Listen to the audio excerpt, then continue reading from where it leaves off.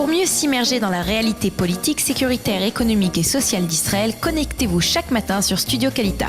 Daniel Haïk vous y attend pour sa revue de la presse.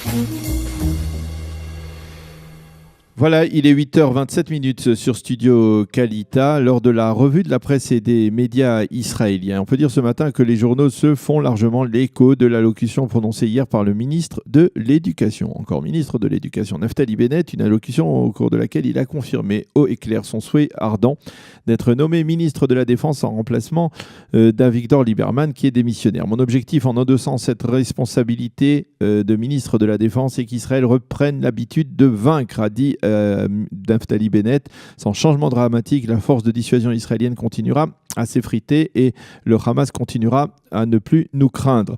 Bennett n'a pas lancé d'ultimatum au Premier ministre concernant le départ du foyer juif du gouvernement s'il n'obtenait pas gain de cause. Hier, le Premier ministre a rencontré tous les chefs de file des partis de sa coalition. Netanyahou, qui est déjà ministre des Affaires étrangères, pourrait également conserver entre ses mains le ministère de la Défense, tandis que Moshe Kahlon de Kulanu et Aryeh Deri de Chasse lui ont expliqué qu'ils souhaitaient, des élections anticipées. Netanyahou et Bennett doivent se rencontrer donc aujourd'hui et la plupart des observateurs israéliens considèrent qu'à l'issue de cette réunion, eh bien, on devrait savoir quand auront lieu les élections législatives de 2019. On estime qu'une décision devrait être prise probablement en début de semaine prochaine. Quant à Avigdor Lieberman, il a pris congé hier de l'état-major de Tsahal et a affirmé à cette occasion que la chose la plus importante pour lui était de laisser l'armée israélienne en dehors des débats politiques.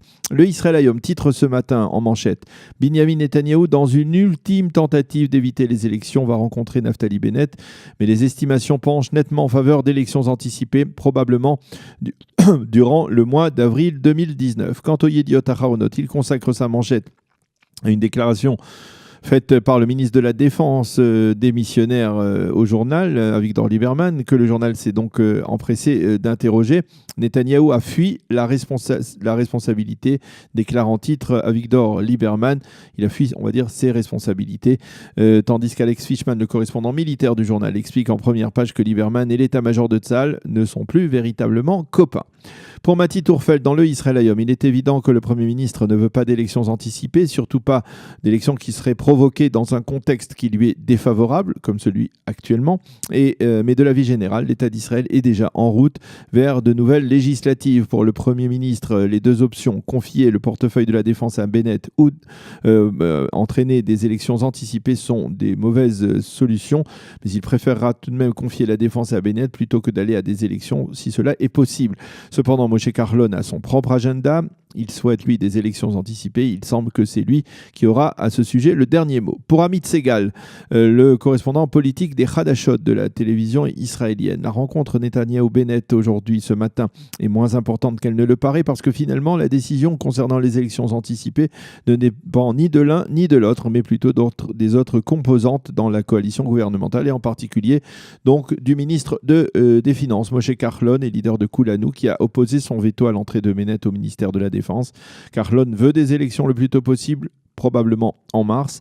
Deri le rejoint à ce sujet et donc il faut, selon Segal, commencer à rechercher une date pour les élections entre mars au plus tôt et mai au plus tard.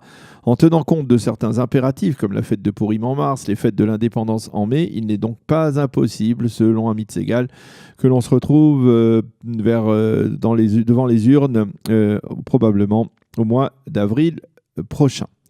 Daphna Liel, elle aussi des Hadashot, estime également que la rencontre d'aujourd'hui est moins importante parce que Netanyahou n'arrêtera pas une décision à son issue. Il veut pouvoir réfléchir à la situation durant le Shabbat et ensuite seulement il prendra une décision probablement en début de semaine prochaine. Monsieur Netanyahou devrait tenter de reporter au plus tard les élections, mais sans avoir besoin de se fâcher avec ses partenaires de la coalition, car il aura besoin d'eux au lendemain de ces élections pour former un nouveau gouvernement solide, affirme Daphna Liel donc dans son analyse.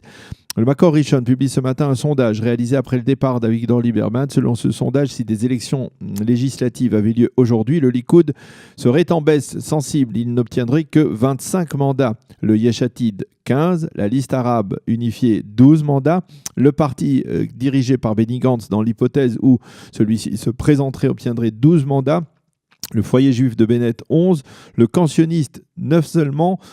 Kahlon de Kulanu, Meretz et Shas obtiendraient chacun 6 députés et le judaïsme de la Torah accuserait également une baisse sensible qu'il faudra également expliquer avec 5 députés seulement. Et dans son éditorial dans le Makor Rishon, le même Amit Segal, qui est le commentateur de la seconde chaîne, écrit ce matin: avec Lieberman, c'est une nouvelle carrière politique qui se termine dans les sables de Gaza. Fin de citation. Les journaux et les médias se font également l'écho des propos étonnants tenus hier par le ministre Tzachi Hanegbi, qui a affirmé que le Hamas avait été modéré dans ses attaques et qu'il avait pris soin de ne pas tirer sur Tel Aviv car il savait que la réaction du gouvernement aurait été totalement différente. Cette petite phrase dans une interview d'Hanegbi à Galei Tzahal a bien évidemment provoqué la colère des habitants du pourtour de la bande de Gaza qui se sont déclarés choqués. Certains d'entre eux ont affirmé que cela faisait longtemps qu'ils se sentent être des habitants de seconde zone. Et là, un ministre vient de le leur confirmer. Ces habitants ont protesté hier à Tel Aviv contre la décision du cabinet restreint d'instaurer un cessez-le-feu. Ils étaient plus d'1 millier à participer à cette manifestation à Azrieli, devant les tours d'Azrieli à Tel Aviv. Le Premier ministre, qui a très vite compris les dégâts collatéraux des propos d'Hanegbi, s'en est publiquement démarqué. Pour moi, Sderot est comme Tel Aviv. Et pour essayer d'apaiser la colère des habitants du Sud, il a convoqué hier soir à son bureau les chefs des conseils locaux et régionaux du pourtour de la bande de Gaza afin d'écouter leurs doléances.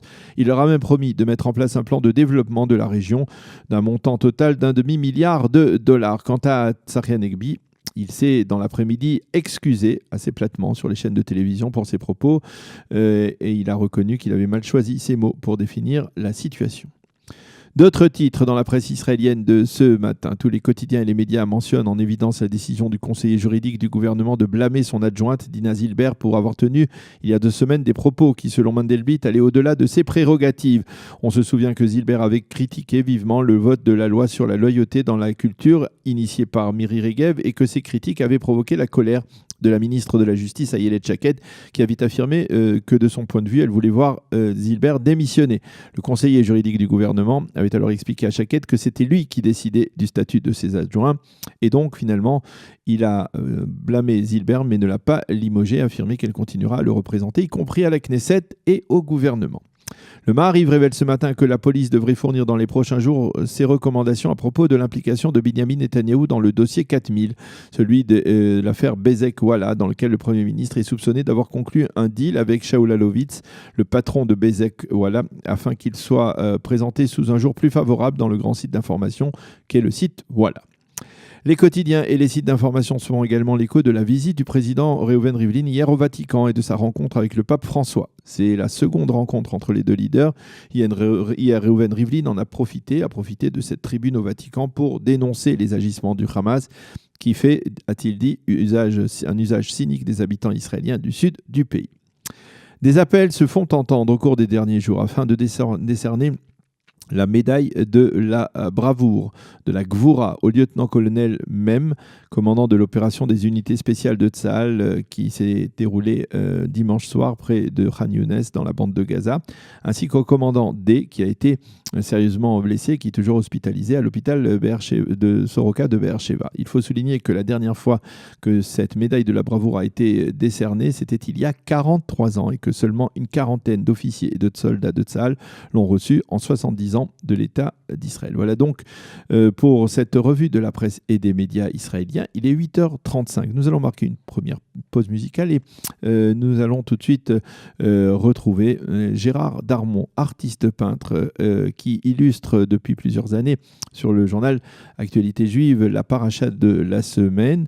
Il nous parlera de ses tableaux et cela sera une sorte d'introduction en perspective du mot de la paracha de la semaine, de la paracha Vayetze, qui nous sera livré un peu plus tard, vers 8h45, 8h50, par le Rav Eli Kling. Le Rav Eli Kling, Rav de la Michlala, de Chemdat Adarom, dans le sud du pays. Hommage, honneur aux habitants du sud du pays pour cette semaine difficile qu'ils ont traversée. Pour mieux s'immerger dans la réalité politique, sécuritaire, économique et sociale d'Israël, connectez-vous chaque matin sur Studio Kalita. Daniel Haïk vous y attend pour sa revue de la presse.